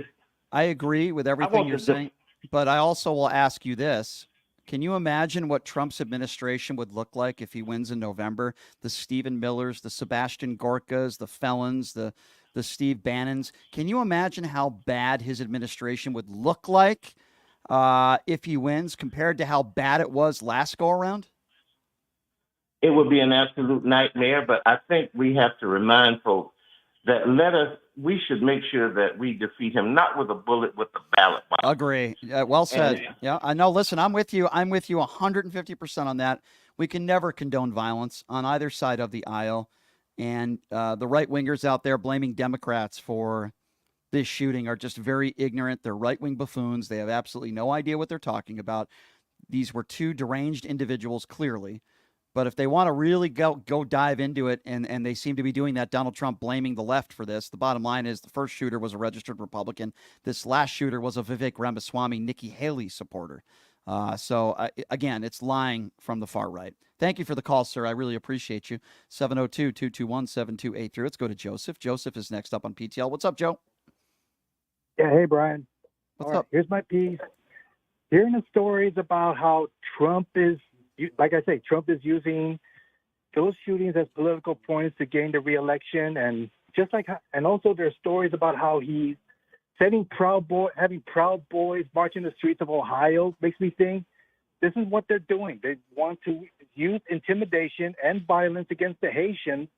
Which, to me personally, I mean, I met some people who are Haitians. I mean, they're good people. And also there's a story about Amber Thurman who died because she couldn't get any health care because of the abortion ban. Yeah. That's what upsets me the most about J.D. Vance. He thinks that's a victory, but to me, that's not victory. That's murder. I tend to agree with you there as well, Joe. And the bottom line here is that when you look at victories, Donald Trump thought it was a victory, and he probably still does, overturning of Roe versus Wade. I wonder how many abortions Donald Trump has had in his life. Think about that for a moment. He thinks that was a victory, but one of the reasons why I think he's going to lose in November, there's plenty of reasons, but one of them is Roe versus Wade and the abortion issue. 702-221-7283 is the number to call if you want to join the show. Why don't we go to Charles? Charles is next up on PTL. Hi, Charles. Thanks for calling in. What's on your mind? Hey, Brian. Appreciate it, buddy. I've called in before. I just want to come back and go with a couple of things your previous guest said. First, thanks for having a show based on facts, empirical information, not speculation, conjecture, or opinion. So thank you so much for that. I think that's why so many people are drawn to your show, and I just want to thank you again on that. That means a lot. Thank you, Charles. Your previous guest was talking about how the perimeter of some of these events were turned over to local law enforcement, and what came to my mind is watching a lot of the Ukrainian footage. It seems like the Secret Service should have some sort of drone squad to survey large pieces of real estate. It seems to be pretty simple. If you know anybody who has one, it's probably one of the most effective ways I've heard that put surveillance on a really large piece of property. So I'm not sure why the Secret Service doesn't have a drone squad. I've heard that on a number of networks yesterday, so you're not wrong on that one.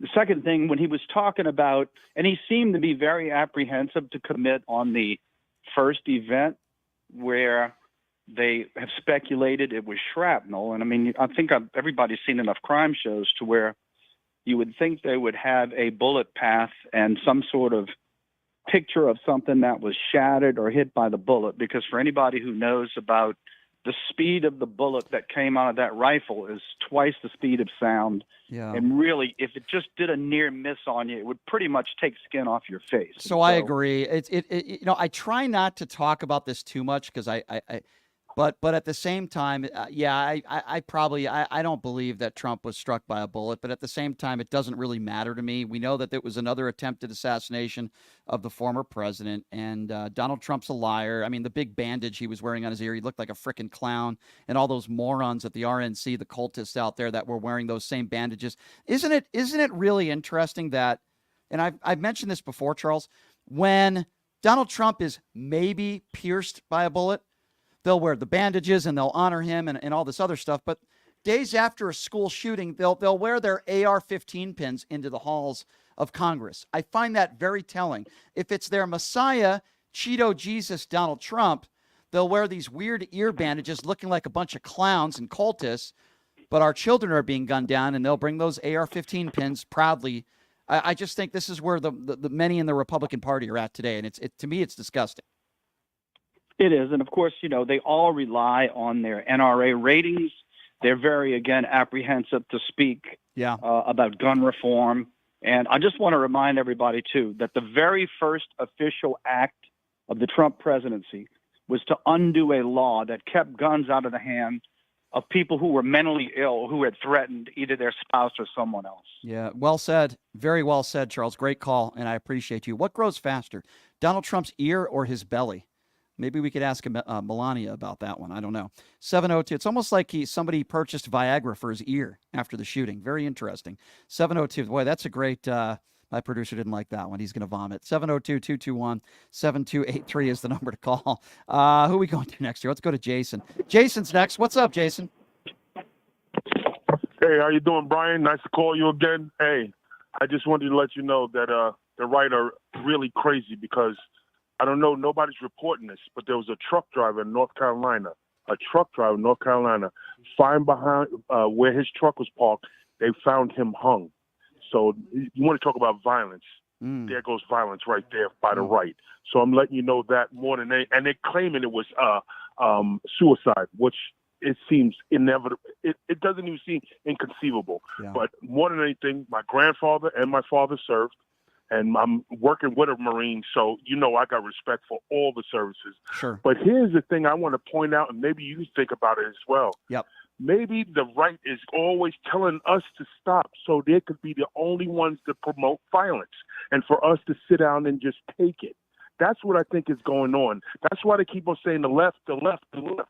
So they're allowed to spread violence, and we're allowed to have to be neutered and not say nothing. So, Jason, I don't disagree with what you said. It's interesting when you pin down a Republican, and put them in a corner when it comes to maybe Donald Trump's behavior. They'll say the liberal media is spinning it, and it's a hoax. And then, when you pin them down to the violence and political violence in this country, and you take Donald Trump's own words, it could be January 6th, it could be blaming Kamala Harris for an assassination attempt.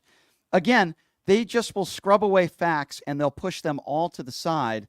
You can't have a reasonable conversation with people like that. Now, if somebody wants to tell me, listen, there's violent rhetoric on both sides of the aisle, okay, I'm sure you can pinpoint it has happened on both sides, but the overwhelming majority of the rhetoric and the hate, the hate is not coming from the left. It's coming from the right. The right attacks transgenders, attacks the LGBT community, attacks minorities. It's literally every day. And if you don't believe me, just put on Newsmax, OAN, or Fox News. It's absolute torture. 702-221-7283. Thanks for the call, Jason. Let's go to Mark. Mark is next. What's up, Mark? Hey, Brian. Your guest, Milo? Yeah. Your friend, Tony Michael's podcast just posted that Milo is a complete a-hole. So I don't know if he was listening to your podcast or he just did it by coincidence. Well, here's what I'll say to that. I don't know. So Milo's going to come back on. It wasn't a long enough conversation. A lot of the things he said I disagree with.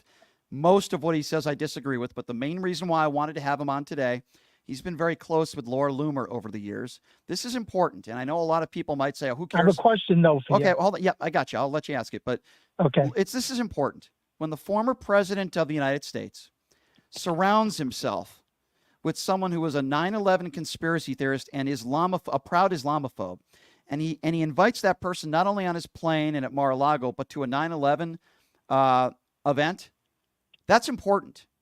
And Milo gave us a little bit of the goods on what took place there between her and Donald Trump, and I wanted to get his perspective on that. Go ahead. First, I want to say that Milo claimed that Corey Lewandowski is a good guy, and well, he's Trump, not. his weaknesses are women, right? And basically is a good guy. So the heck with Milo. Well, I disagree with him, of course.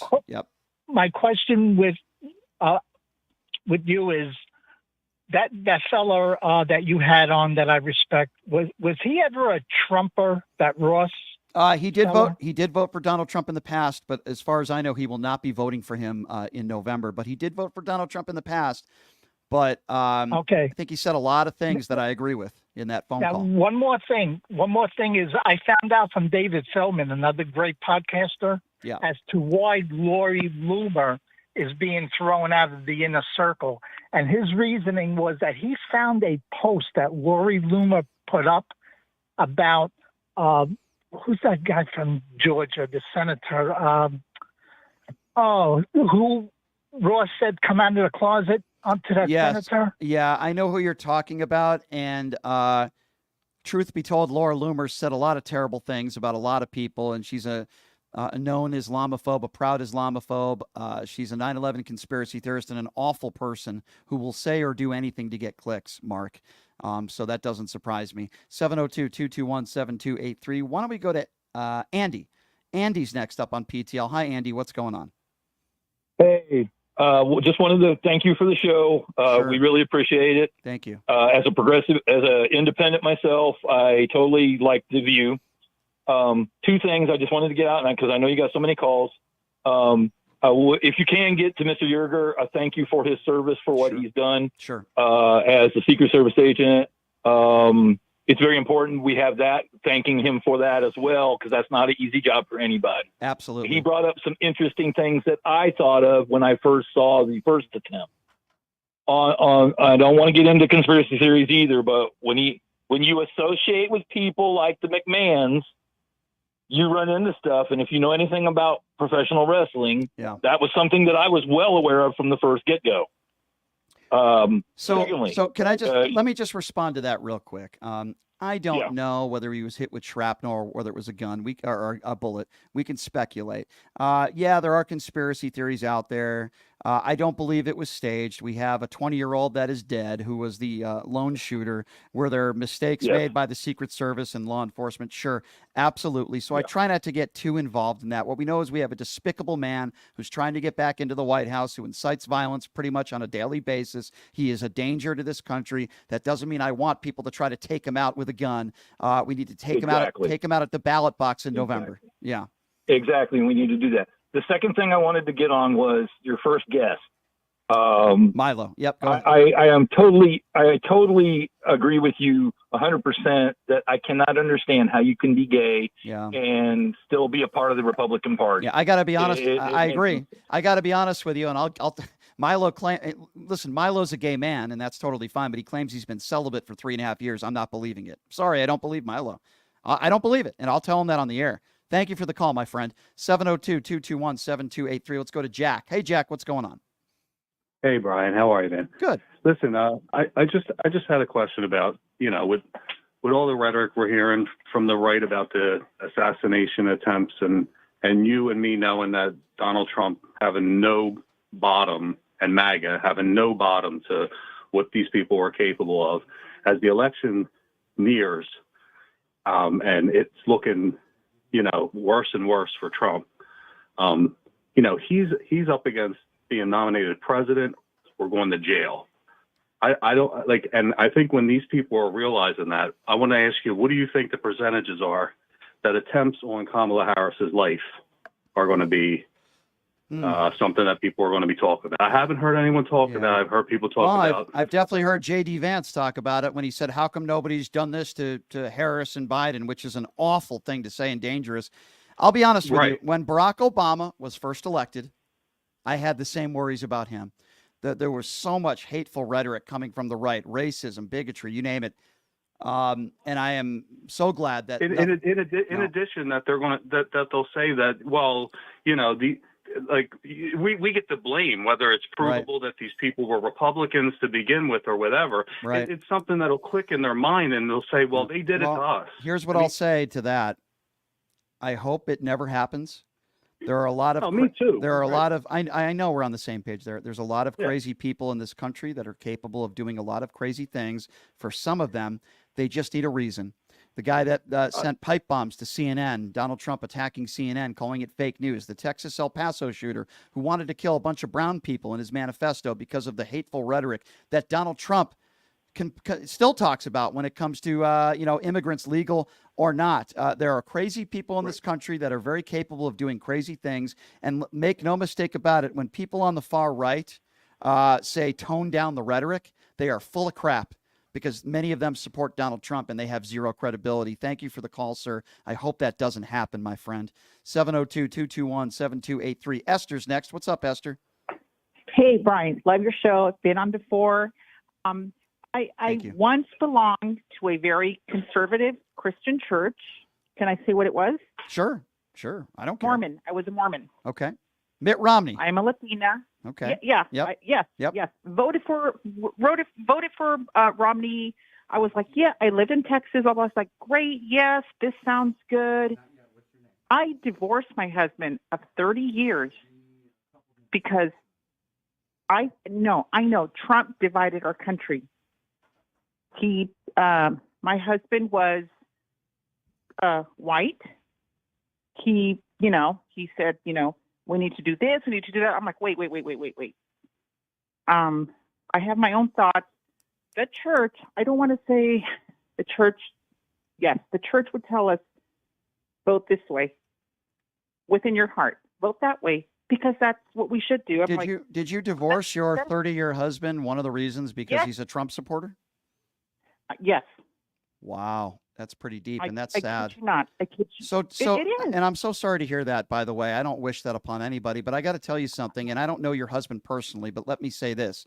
It appears to me that your husband chose a liable rapist, 34-count felon over his own wife of 30 years, which is that a fair characterization? Because if it is, that's sad. It is. And Wow. 2 children. We have 2 children. I'm Latina. He's white. It divided the whole family. I mean, I'm so sorry to hear it that. was That's ugly. terrible. Yeah. But you know what? No regrets.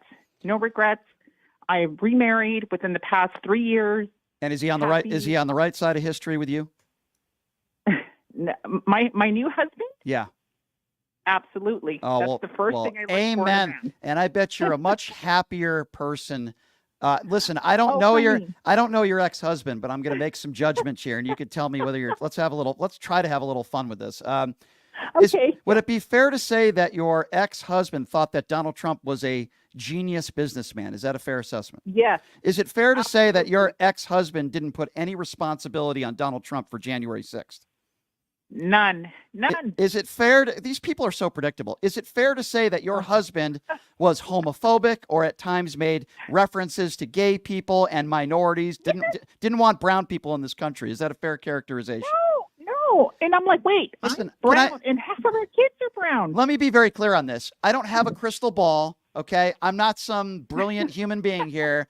It is so easy well, I appreciate the compliment, but I'm not. I'm just a logical person. And when you sound like a very nice lady, which I'm sure you are, and you remarried and you're happy, and you tell me about your ex-husband and you guys broke up and he chose Donald Trump over you, he's a buffoon. He's a moron. And he goes with the same generalizations that the base. If I can shoot him on Fifth Avenue, somebody on Fifth Avenue, and they would still support me. Let me tell you something. That's your ex-husband, and he probably is single now. He probably has gained 40 pounds. He probably sits on his couch and watches Newsmax and OAN all day eating his potato chips. And his IQ is probably not half as high as yours.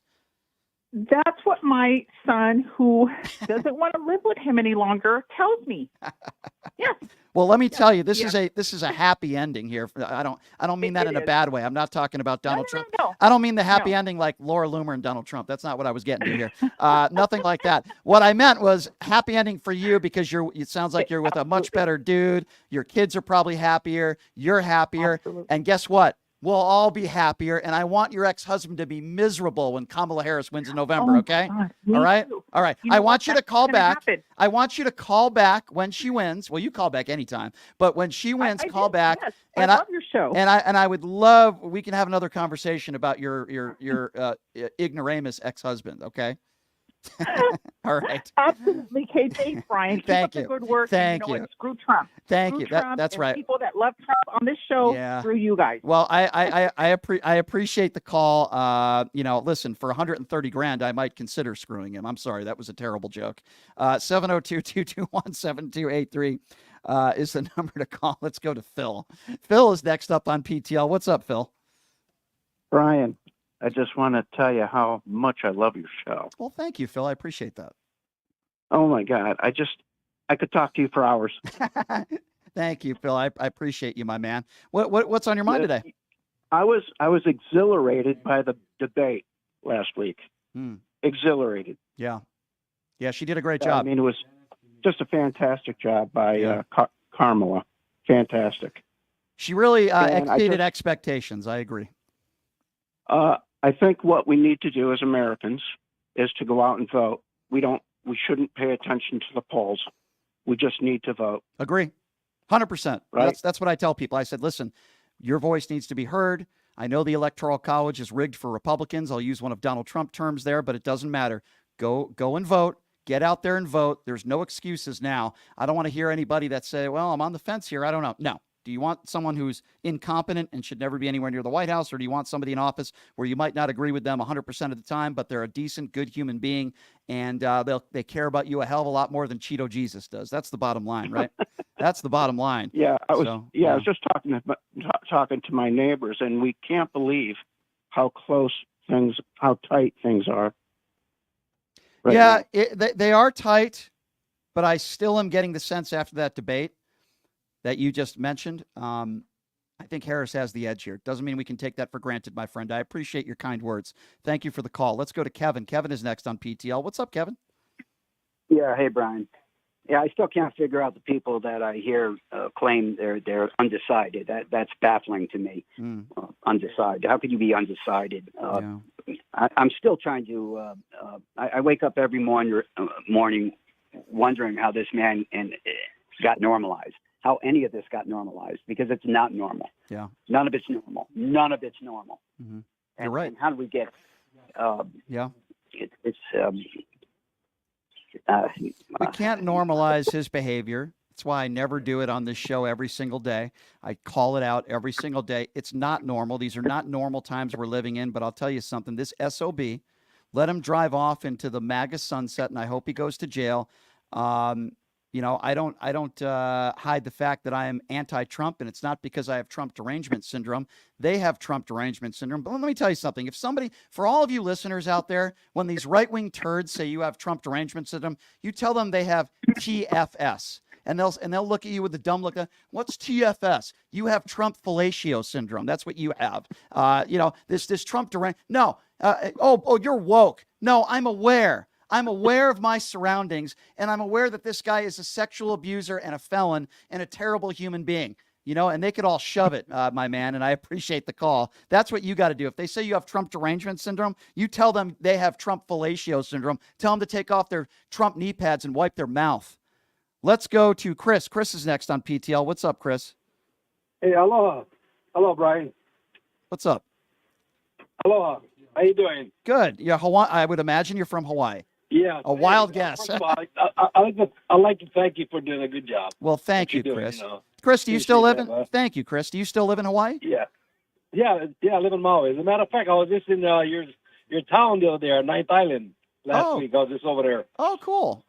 We go there to the cow. I love the Hawaiian people. Good people. I was out there about 2 years ago. It's a fun place to visit. I love it. Good people out there. Right on. I really appreciate what you're doing. Anyway, so, we all know that there's no way we're going to sway Trump's loyal supporters, his believers and whatnot, his code. My big concern is, with this election, as tight as it is, and the way Georgia is really manipulating their system over there, Yeah. I'm afraid this thing may end up in the hands of Congress. I hope that doesn't happen. I can understand why you would have that fear. I get it. So I don't think that's going to happen. But I'm going to go back to what I said earlier, my friend. Can't stop you from going to the ballot box. Thank you. Aloha to you. Thank you so much for calling from Maui. We appreciate you. I have enough time for one more caller. Who we should go to here? Let's go to Dennis. Dennis, what's up, man? Hey, nice to talk to you, Brian. I have a question. Sure. Shoot. If all the MAGA think that Trump is still the president, why are they blaming Biden? Because Trump's the president. Did he not cause this inflation? Yeah, they blame him. You're right, Dennis. So they want to blame Biden for everything, but some of these QAnon conspiracy theorists say that Trump is still in the office. Yeah, it really is. It really, man, doesn't make any sense at all. David, I got about 30 seconds for you, my friend. Go right ahead. Yeah, I was just saying that Trump scares me if he gets reelected, but what scares me worse is Vance. The Heritage Foundation wanted him in for a reason. Yeah, they're both scary, right? I understand why you would make that claim. Make no mistake about it. I think J.D. Vance's political career is over. He is a nitwit. He is dangerous. He spreads conspiracy theories. He's got no backbone. He's a liar. The two go hand in hand, but I've got to be honest with you. I don't think Trump could have picked a worse VP, but I think that's going to help Kamala Harris. I really do. Yeah, I was just saying as far as maybe the Heritage Foundation is trying to take Trump out. Well, I don't know about that, my friend, but I'll say this. We all have to do our part, right? First of all, let me say this again. I appreciate all of my callers. I would like to believe when you compare this show to some of these right-wing national shows, the IQ level of the people that call into this show are triple, which I guess might not be saying much to some of the idiots that call into Sean Hannity and Mark Levin and those types of shows. But Dan Bongino, I have a very intelligent audience. I have a very educated audience. I have a very informed audience. You know why? Because most of my audience don't watch Newsmax. They don't watch Tucker Carlson. They don't watch Jesse Waters. They don't watch Laura Ingraham and Sean Hannity. They don't listen to Mark Levin. They actually understand the facts, and then they form their opinion based on facts, which is something I try to do on this show every day. All right. So first of all, thank you all for tuning in. I get emails from people every day. I'm so grateful for all of you. This is an independently owned show. It costs money to put this show together every day, and I ask all of you if you can do us the favor, if you enjoy what we do, I ask that you just take a couple minutes of your time today and check out our new website, which is pushingthelimits.live. Again, that website is pushingthelimits.live. Sign up for the free newsletter. We do sell merchandise on there. Shirts, hats, beanies, you name it, we sell it on there. I've seen people sending me pictures on social media wearing their PTL swag. I appreciate you guys. Now, if you don't want to buy merchandise, that's totally fine. There's also a donate button. It'll take you 2 minutes. Donate button right on the front page there on pushingthelimits.live. It doesn't matter whatever you can afford, $5, $10, $20. I promise you, none of this money will be used for election integrity. I'm not a liar like Donald Trump. It'll be used to help put this show together every day. We appreciate all of you. And if you donate and go to pushingthelimits.live, within a few days or so, give me a few days, I will reach out to you and thank you personally. So thank you all for joining us. Tomorrow we have a very special guest on the show. She is a former Playboy Playmate. She has been on the front of Maxim, and she is a former Donald Trump supporter. I'll make it a surprise for you, but she's going to be joining us on the show tomorrow and tell everyone why she is not voting for Donald Trump and why she is flipping and voting for Kamala Harris. We will also dedicate more time to taking your phone calls tomorrow. Okay, I know we only did like 45 minutes today. We'll take some more time tomorrow to do that. Thanks for joining us, everybody. Check out the website, pushingthelimits.live. Everybody have a great day. We'll see you tomorrow.